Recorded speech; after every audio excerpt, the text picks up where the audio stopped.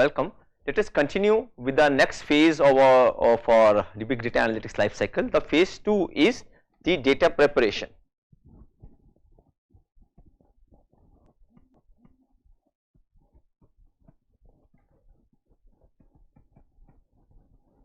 When I say data preparation, it means we try to explore,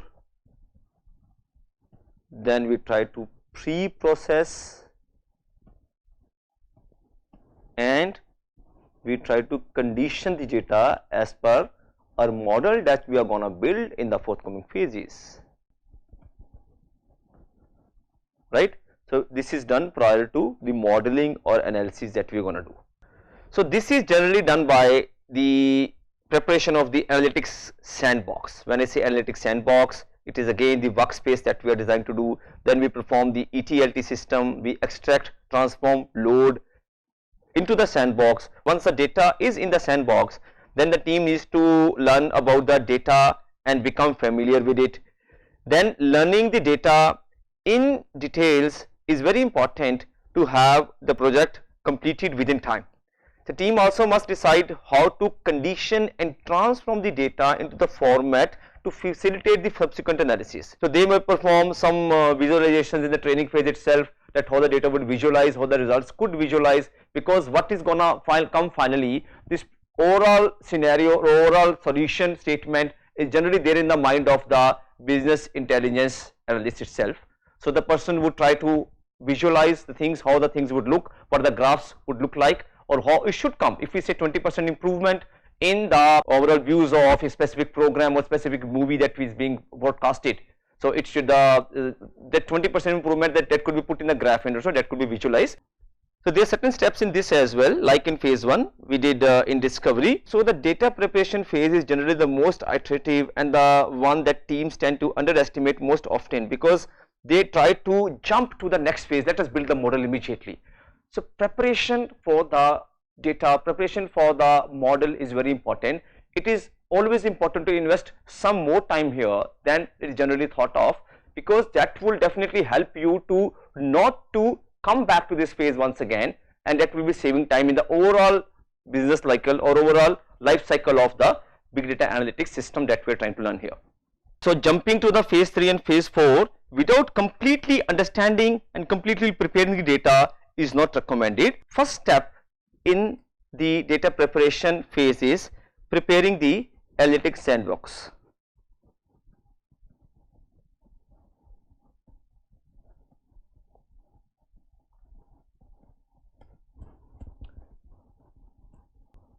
So when I say analytics sandbox, it is our workspace that we are trying to build.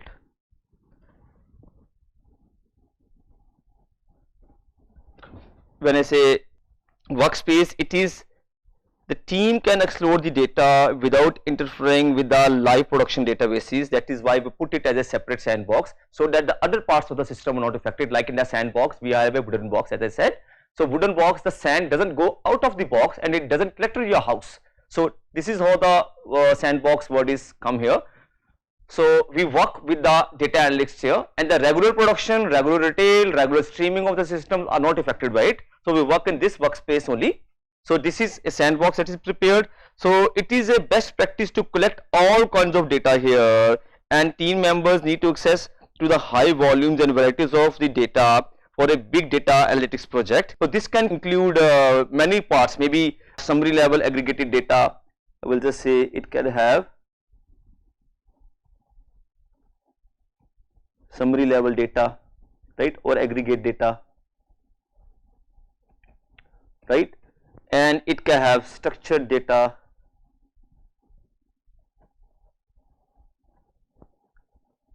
then maybe raw data feeds,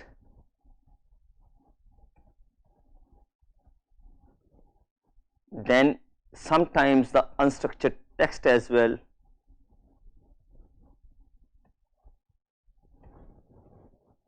right. This text could come from the maybe call logs, maybe blogs which people have given for the specific domain we are working upon, or people might have given some reviews on the online sales portal of the product or so. So these kind of the unstructured text that they give, the people, if they are identified as the verified or the maybe starred user, so if they are giving a text, so that is an important point to be considered. So many IT groups provide access to only particular segment of the data for a specific purpose. So this is general data analytics try to work on the specific groups of the data. Conversely to this, the data science team in the big data analytics program wants to access everything, because from their viewpoint more data is better. So this is how it differs from the traditional IT programs. So it is using the historical data. So the data science team needs to have to give IT a justification to develop a analytics sandbox which is separate from the traditional sandbox, so that the overall regular working of the system or of the company is not affected by this. So it undertake more ambitious data science projects and move beyond traditional data analysis or so. So business intelligence to perform more robust and advanced predictive analytics, the data size has to be as big as possible. So we will clean the data, we'll pick the data whatever is required. So generally it is 5 to 10 times bigger than the general data sets which are used in the regular or traditional IT programs or the regular data science programs. Next is performing ETLT.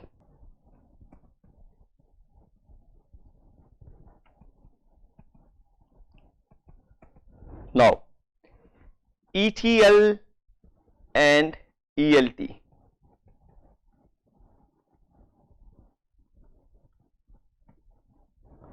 How does it come to ETLT?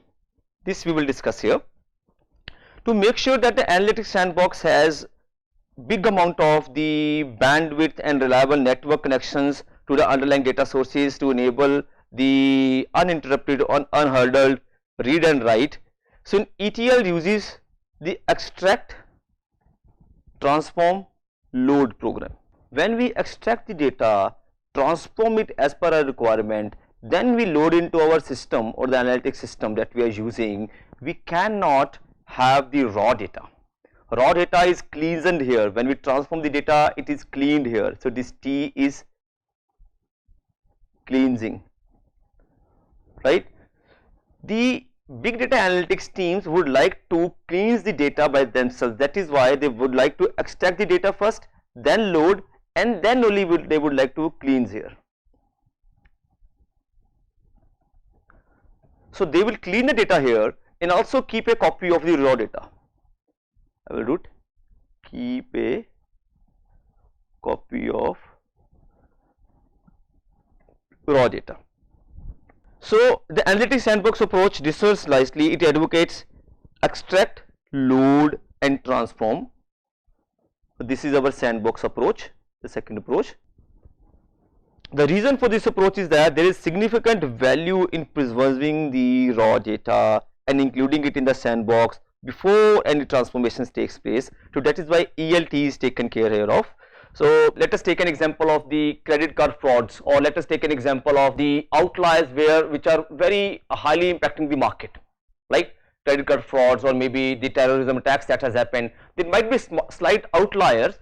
When we transform that data, when the data is cleaned, because of considering these points as outliers, this fraud has happened maybe once in 6 months. So if we clean the data based upon the time frame in which this fraud has happened, but size of this fraud might be very large, or maybe it is in a specific period of the year, each 6 months, in the end of the June and in the end of the December it is happening. This is the period related to that. So this raw data would be cleaned already if we try to put ETL process. So ETL is extract, transform and then load. When it is transformed, the outliers are cleaned already, but the big data analytics team would have to have access to the raw data itself, so that they can also see the outliers there itself. So they would like to first extract, then load the data, then they would like to transform by themselves. The outliers also they will see, are the outliers coming time and again each year? If those are there, they would like to have a small plot on that as well. So that is how it does the ELT process as well. So following the ELT approach gives the team access to clean the data, to analyze after the data has been loaded into the database, and give access to the data in its original form for finding hidden nuances in the data. So this approach is a part of the reason that analytics sandbox can quickly grow large. So that is why analytics sandbox resizing keeps on happening as and when we keep on working with the system. In the data preparation itself, it is more important to spare more time to define or to fix the system boundary or the size of our sandbox. So team may want to clean and aggregate the data, or may keep the copy of the original data as it is mentioned here, right? So this process ETL plus ELT, this is what is defined as this plus this is equal to ETLT process. So where we extract, transform, load, and then we transform, right? So in the big data we call it big ETLT. So the programs or the technologies such as Hadoop, MapReduce, these help us to do these kinds of the operations on them. So these technologies can be used to perform parallel data ingest and introduce a huge number of files or data sets in parallel to a very short period of time. Hadoop is very useful for data loading as well as for data analysis in the subsequent phases. So ETLT is a step that is advisable to make inventory of the data. We perform the sort of the gap analysis. So then the certain transactions, certain processing of the data, like such as we have online transaction processing, online transaction processing, that is OLTP, or we have online analytical processing, online analytical processing. So these cubes or these databases are, or maybe data feeds are taken. So then application program interfaces are developed also here. So this is how it goes. Next step here is we try to understand the data in detail.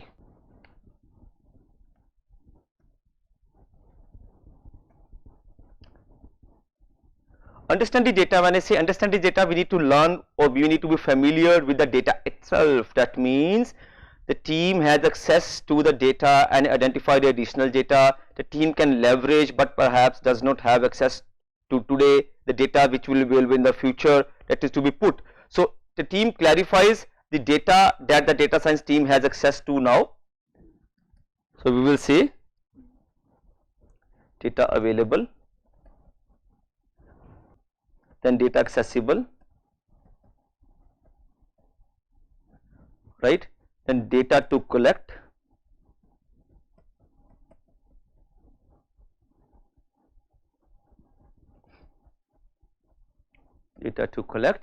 and data to obtain from third party.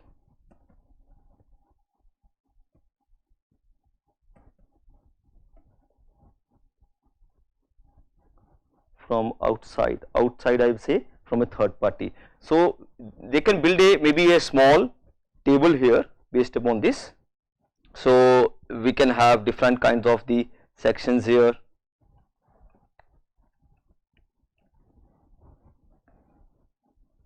right? I can say this is the movies streamed, the serials streamed, right? Then the short movie streamed, then the reviews given by the people or so. So I would say data available, then data accessible, AC, or data to collect, so data to take from the outside, data outside. So we can mark from the movie stream the data is available, for the serial streams the data is available. So for the available is and is also accessible for them. For the serial stream, sometimes the serial each week it is happening, how many people are watching each week, the data is not available directly on each Monday what has happened on Sunday sometimes, suppose if it is there. So we say it is only available but not yet accessible. So data is to be collected from the outside party, that is how many people have marked there, right, short movies or so. So how many people have given reviews, this is to be taken, a third party is given the contract to get the reviews from the people or the feedback from the people physically by having interviews or from questionnaires. This is to be collected outside. So this kind of the table could also be prepared. Then we need to condition the data.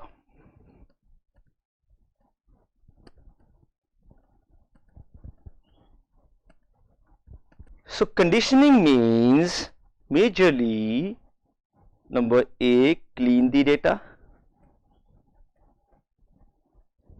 right? Then normalize the data sets.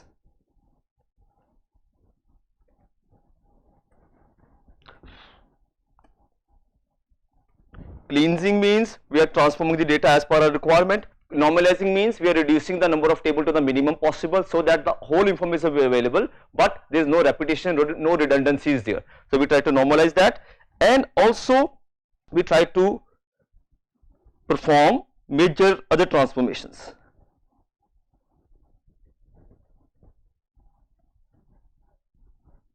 These transformations are as per our programs which are available. Maybe suppose if we have Hadoop, we have to transform the data as per its requirement. So critical step in the big data analytics lifecycle, the data conditioning can involve many complex steps to join or merge data sets or otherwise get data sets into a state that enables the analysis in further phases. So it is a step which is also performed by the traditional IT analytics system as well. So data conditioning is always required so that we have database administrator had the data available to provide it to the data engineer or scientist as and when required. So database administrator has to do this step or perform this step, and it has to have the skills to actually understand what to delete, extract, normalize. So data conditioning is there. So what are data sources, how the data is cleaned, and what is the consistency in the data. So then what is the level of the scales that we are having, do we have consistency or missing points there. Then also we use the scale known as NOIR, NOIR. So do we have data available in the qualitative terms only, yes or no, good or bad, red or green, or maybe black or white, true or false, or is it available in the quantitative form. So can we have the data in the quantitative numbers which could be used, multiplied, that is, do we have interval or do we have the ratio data, or is it only the order of the data is available, or are the names of the people normalized or not. Like for example, names in India would be Vinay Kumar, Ramchandar, it could be Suresh Sharma, or names in the people in the Punjab would be Manpreet Singh, Harpreet Kaur, Prableen Kaur or so. So are the names normalized, it is person A or B, that's all, right. So normalized, nominal is the name, that is why I said a few names here. So we review the content columns and input the checks that what is the content that is required. Would these contents be useful to have proper visualization? Could we be plotted in a pie chart, or do we need to have a histogram or line diagram out of it? So this is how we try to condition the data. So as in the training itself, we try to have small visualization that how the data would look like and what the data sets would be finally be providing in the future. So after this I have a step, that is survey and visualize.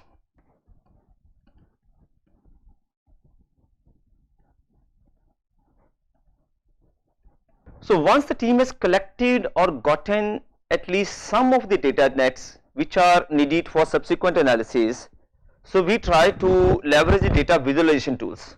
So that is why we put visualization here, survey and visualize the data. So that is more seen here.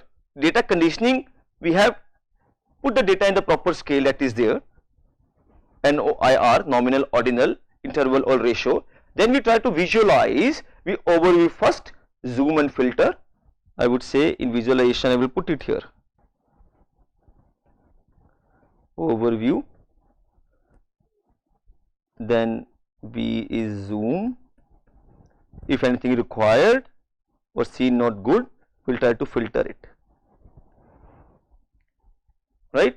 So then we try to find the areas of interest which are there, zoom and filter to find more detailed information about a particular data, and then we try to find the data behind the particular area. So reviewing data to ensure that the calculations remain consistent, so that the data distribution, if those are there, what kind of distributions are we following. So can we normalize that, can we standardize that, because many distributions can be projected or we can have normal approximation of those distributions. So that those are majorly used in the software such as Minitab or Design Expert 3. If they perform the analysis of variance, they try to assume that the variances are normally distributed. So these normal distributions, etc. So do we have that? We need to see in the visualization itself. So access to the granularity of the data, that is the range of the values, level of aggregation. Granularity means what are the data points which are available, how granular, how the different data elements are available, what is the spread of them. That also is important to understand. So then we represent the data in the population of interest. So we also need to understand, does the data really represent the population of interest? Then time related variables, maybe is the data available for daily, weekly or monthly. Maybe in the peak hours we might need data for each seconds what is the sale in America, or each seconds what is the sale worldwide, or each millisecond what is the sale in the evening. So something like that. So what time frame is there? So accordingly data is surveyed and visualized. But these are the major 5 steps in the second phase, that is data preparation. There are certain tools which are there for the data preparation. For example, we have Hadoop, I have talked multiple times. Then we have Alpine Miner, we have Spark, we have Teradata. I'll talk about the tools as well in one of the lectures, and we will first discuss all the phases.